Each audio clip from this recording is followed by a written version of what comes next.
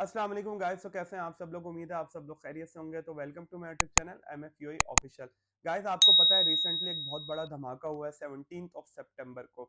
वो धमाका नहीं है जो अमेरिका ने हिरोशिमा नागासाकी के ऊपर किया था। गाइस, ये वो धमाका है जो कि सिक्योरिटी रीजन से रिलेटेड एक बहुत बड़ा इम्पैक्ट लाने वाला है, खास तौर पे गल्फ कंट्रीज के अंदर। गाइस, वो क्या है? रिसेंटली 17 सितंबर को सऊदीया और पाकिस्तान ने एक अपना स्ट्रेटेजिक म्यूचुअल डिफेंस एग्रीमेंट किया है। वो स्ट्रेटेजिक म्यूचुअल डिफेंस एग्रीमेंट क्या है, उसके अंदर क्या क्या चीजें हो सकती हैं, मोटी मोटी चीजें, कुछ पॉइंट है उसके ऊपर डिस्कशन कर सकते हैं। गाइस, इसके अंदर जो मोटा पॉइंट है, सबसे बड़ा पॉइंट है, वो आसान अल्फाज में मैं आपको बता दूं कि वो ये अहम पॉइंट ये है कि कोई भी अगर सऊदीया के ऊपर हमला करता है तो वो पाकिस्तान के ऊपर हमला कंसिडर किया जाएगा और पाकिस्तान इंस्टेंटली वैसे ही रिएक्ट करेगा कि जैसे कि पाकिस्तान के ऊपर हमला हुआ है। सेकेंडली, जो कि किसी भी कंट्री के लिए मोस्ट इंपॉर्टेंट चीज होती है, वो होती है इंटेलिजेंस सिक्योरिटी, इंटेलिजेंस रिपोर्ट। जी हाँ गाइस, सऊदीया और पाकिस्तान इस चीज पे भी इत्तेफाक कर चुके हैं, वो एक दूसरे के साथ अपनी इंटेलिजेंस रिपोर्ट शेयर करेंगे, क्योंकि गाइस ये इंटेलिजेंट रिपोर्ट्स ही होती हैं जो कि आपको बड़े से बड़े नुकसान से बचाती हैं। इससे बड़ा किसी भी कंट्री के लिए कुछ नहीं हो सकता। तीसरी और इम्पॉर्टेंट चीज, अगर मैं बिल्कुल इसको समराइज कर दूं, आसान अल्फाज में बता दूं, तो ये है कि सऊदीया की सिक्योरिटी का जिम्मा जो है वो पाकिस्तान ने ले लिया। गाइस, ये ऐसी ही चीज है कि जैसे कि आप बचपन में स्कूल में होते हो और आपकी किसी अमीर दोस्त के साथ दोस्ती हो जाती है, जिसको आप अपने स्किल्स के तौर पे असाइनमेंट्स बना के देते हो और वो आपको एक अपनी फाइनेंशियल सपोर्ट देता है। ठीक इसी तरह से पाकिस्तान को इस वक्त दुनिया में फाइनेंशियल सपोर्ट की जरूरत है, इस चीज को हर बंदा समझता है। लेकिन at the same times Pakistan अपनी स्किल्स भी यूज करता है, जिस स्किल्स का उसने इंडिया के अगेंस्ट वॉर में सबको वाजे कर दिया। इंडिया जो कि एक बहुत बड़ा जाइंट खुद को समझता था, एक तरह से इंडिया को तबाह बर्बाद कर दिया दुनिया के अंदर, पूरे रीजन के अंदर।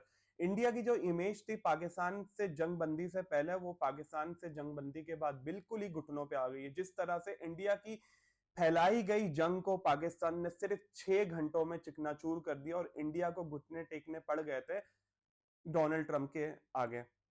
तो डोनाल्ड ट्रंप ने फिर ट्वीट करके सीज फायर करवा दिया था। तो गाइस, ये वो पाकिस्तान की स्किल्स है, ये वो पाकिस्तान की फौज की कैपेबिलिटी है जिसको दुनिया सराहती है। तो इसी चीज को मद्देनजर रखते हुए जो रिसेंटली इंसिडेंट हुआ था कतर के अंदर, आपको पता है इसराइल ने हमला करके कहा था कहीं भी दुनिया में हमास का कोई भी कारकुन होगा, कोई भी बाशिंदा होगा, हम उसको डायरेक्ट अटैक करेंगे।